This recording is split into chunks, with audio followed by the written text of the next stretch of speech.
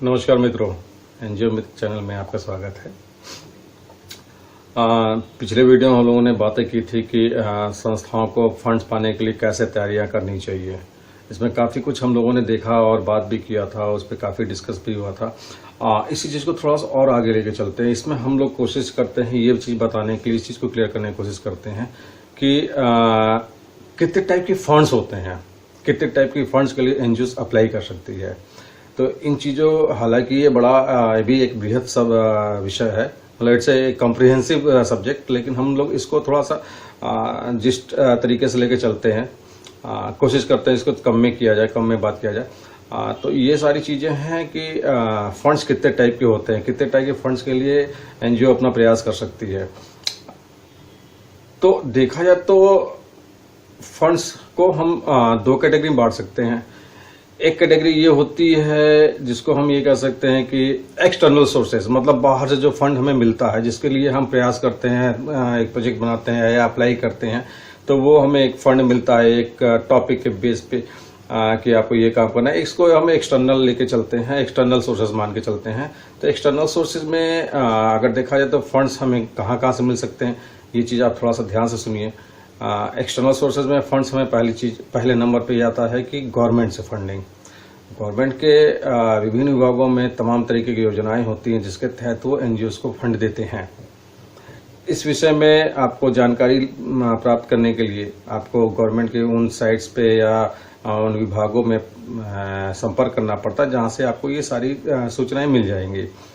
और उसके बाद से देखा जाए तो फिर गवर्नमेंट फंडिंग के बाद से हो जाता है कि फॉरेन से फंडिंग, जिसको हम लोग कहते हैं कि एफसीआरए जिनके पास रहता है, फॉरेन कंट्रीब्यूशन रेगुलेटिंग एक्ट जिसके पास रहता है, वो इंटाइटल हो जाता है फॉरेन से फंड लेने के लिए। तो एफसीआरए के थ्रू से फंडिंग मिलती है। और फिर तीसरा देखा जाए तो जो आजकल ये कंपनीज दे रही कॉर्पोरेट फंडिंग, जिसको सीएसआर फंडिंग कहते हैं, इसके तहत भी संस्थाएं अप्लाई करती हैं फंड के लिए और उनको मिलता है, उस पर वो काम करती हैं। और इससे कई टाइप के वो सोशल वर्क होते हैं जिसको कंपनीज स्पॉन्सर करती है। तो ये सीएसआर फंडिंग हो गई। फिर उसके बाद से देखा जाए तो फिर चौथा ये आ जाता है कि प्राइवेट फंडिंग एजेंसीज। तो बहुत सी ऐसी एजेंसीज होती हैं जो फंड रेज करती हैं और फंड रेज करके वो एनजीओज में देती हैं। बहुत सी एनजीओ, जैसे अगर कुछ का हम लोग नाम भी ले सकते हैं चाहे तो, जैसे हेल्प एज इंडिया हो गया, क्राई हो गई, बहुत सी ऐसी हैं फंडिंग एजेंसीज जो देती हैं। वो उनके सोर्सेज होते हैं, वो फंड रेज करते हैं और फिर उसके बाद से वो एनजीओ को देते हैं। तो ये एक उनकी चीजें हो गई प्राइवेट फंडिंग एजेंसीज के। एक और फंड्स का तरीका होता है कि जनप्रतिनिधि के जो अपने फंड्स होते हैं, जनप्रतिनिधि के अपने फंड्स भी एनजीओ ले सकती है अगर उनका प्रोजेक्ट जेन्युइन है और उस प्रोजेक्ट के बेस पे वो जनप्रतिनिधि जो है वो रुचि दिखाता है या फिर उन चीज़ों को समझता है, तो वहाँ से भी आपको फंड मिलता है।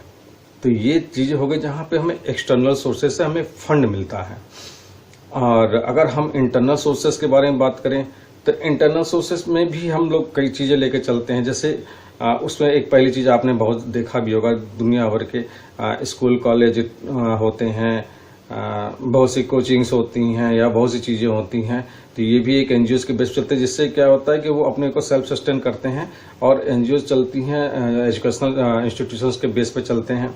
तो एक ये तरीका होता है। दूसरी बात से बहुत से एनजीओ क्या होता है, तमाम तरीके के बिजनेस करते हैं, इससे वो अपने आप को लेके चलते हैं और उनकी वजह से कई लोग भी उनको फ़ायदा मिलता है, जो लोग उनसे जुड़े हुए थे इस योजनाओं में या फिर जो इस प्रोजेक्ट्स में। फिर देखा है तो एनजीओज भी फंड रेज कर सकती है।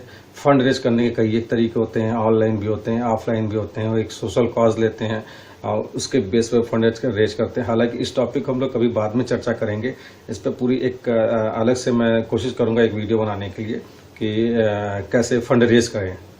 तो एक अलग मैटर हो गया एक फंड रेज करने का। फिर कुछ एक एनजीओज दुनिया भर की ट्रेनिंग प्रोग्राम्स करवाते हैं। उस ट्रेनिंग प्रोग्राम्स के मार्फत भी उनके पास अपनी इनकम होती है। फिर कुछ एनजीओज क्या करती हैं कि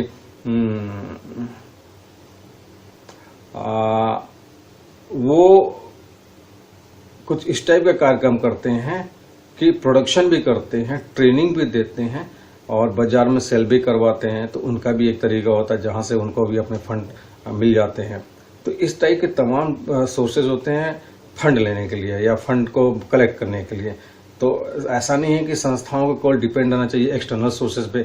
खुद भी चाहे तो संस्थाएं अपने बेस पे भी वो फंड रेज कर सकते हैं या फंड जनरेट कर सकती हैं और कई लोगों को वो रोजगार दे सकती हैं। कई लोग उनके बेस पे चल सकते हैं, कई लोग उससे लाभ ले सकते हैं।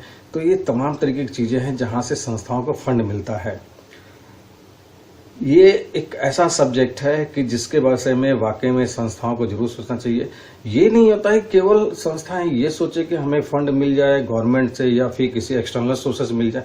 उनको अपने कैपेबिलिटी के हिसाब से देखा जाए तो उनको खुद भी प्रयास वो कर सकते हैं जहां से उनको फंड जनरेट होता है या करते भी है। बहुत सी संस्थाएं इसमें लगी हुई हैं और वो बहुत अच्छी तरीके से सफल हो रही हैं, बहुत ही ज्यादा तरीके से फल फूल रही हैं और उनसे कई लोग भी जुड़े हुए हैं। और इसके आप थोड़ा अपने अगल बगल नजर दौड़ाएंगे तो आपको भी इसके एक अच्छे खासे उदाहरण मिल सकते हैं। तो ये सारी चीजें थी जिस विषय में हमने इस विषय में बात किया और इस वीडियो में इस चीजों को ही लेके मैंने चला था। क्योंकि लास्ट टाइम पे क्या हुआ था कि मैंने सिर्फ ये बताया था कैसे फंड की तैयारियां होनी चाहिए। तो कितने टाइप के फंड्स होते हैं मैंने इस वीडियो में उसको चर्चा करने की कोशिश की या बताने की कोशिश की। अगर आपको ये वीडियो पसंद आए तो जरूर लाइक कीजिए, सब्सक्राइब कीजिए और लोगों के बीच में भी शेयर कीजिए। नमस्कार, जय हिंद मित्रों।